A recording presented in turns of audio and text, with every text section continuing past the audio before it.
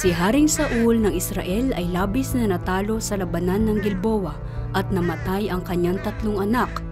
Ang kalaban, ang mga Pelisteo, ay patuloy na pumilit kay Saul at ang labanan ay nagiging malupit na. Wala na siyang magagawa para manalo o mapanatili ang kanyang pwesto. Ito na ang wakas. Kinuha ni Haring Saul ang kanyang sariling tabak at sumubsob dito. General David! Sino at saan ka galing? Ako'y isang sundalo na muntik nang mamatay sa digmaan laban sa mga Pilisteo. Anong balita tungkol sa laban ng mga Pilisteo? Natalo na ang hukbong Israel at marami sa mga sundalo nito ay pumanaw o tumakas. Namatay na si Haring Saul at ang kanyang anak na si Jonathan.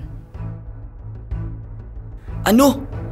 Paano mo nalaman na pumanaw na si Saul at si Jonathan? Nang ako'y magtago kay Haring Saul sa bundok ng Gilboa. Labis ang sugat ni Haring Saul at sa panganib ang kanyang kalagayan. Nang minsang iyon, yuko at may masamang kalagayan. Sinabi sa akin ni Haring Saul, Masakit sa akin na ganito, kaya't kuhain mo ang iyong tabak at ipasaksak mo sa akin. Kaya't sa pag-aakalang hindi na siya mabuhay, pinatay ko siya. At ito na nga po, dinala ko sa iyo ang korona at pulseras. Hindi!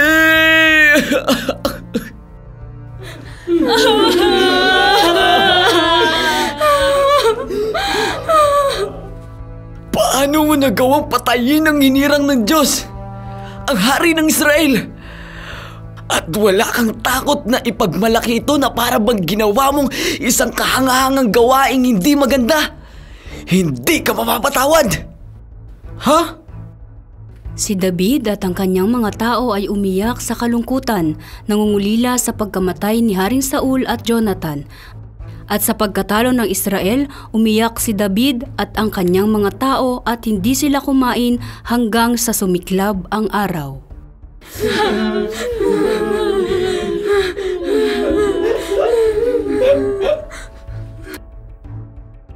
Sa ganitong paraan, nagtapos ang labanan at pumunta ang mga taga-Juda kay David.